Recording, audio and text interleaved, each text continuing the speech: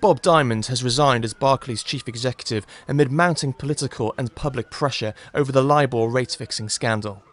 The news comes just one day after Barclays chairman Marcus Aegis offered his resignation. Mr Aegis had insisted he was the man to carry the can. He was confident Mr Diamond wouldn't have to follow him out of the door and that shareholders were behind the chief executive.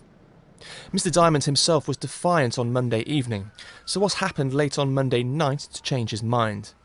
After we understand a phone call with a senior member of government, there was a change of view.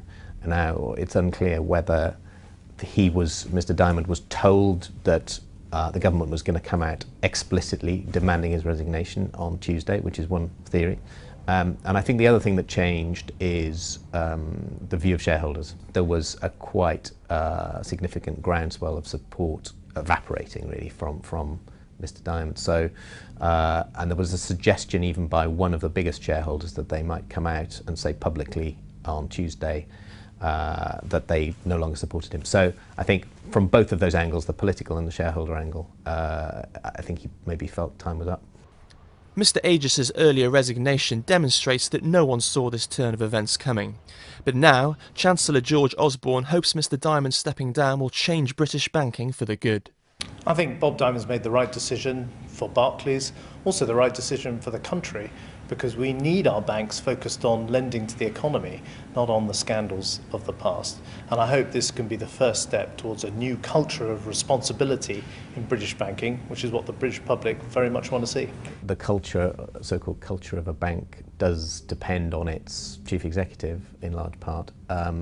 But this is not something that, will happen overnight. And I think it's an industry-wide issue as well. The LIBOR scandal has led to a broader banking inquiry. Mr Diamond has to appear in front of a Treasury Select Committee on Wednesday to be headed by Andrew Tyree. This is appalling. I was deeply shocked by it once I'd read the FSA report, the final notice, which I've just done. It beggars belief.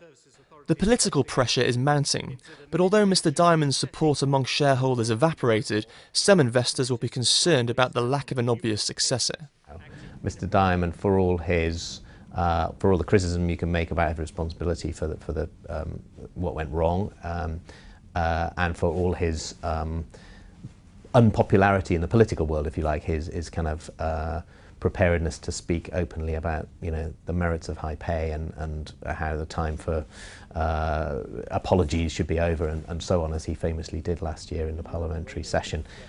For all of that, he was an operationally very good banker, and I think people don't see an obvious successor, certainly inside the bank, who would be able to take up those reins. And I think that is the key issue with Barclays. It's a very complicated bank, and one that, it's not blindingly obvious that there are a long list of potential successors.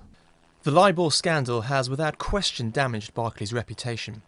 Outgoing chairman Mr Aegis will now lead the search for a new chief executive.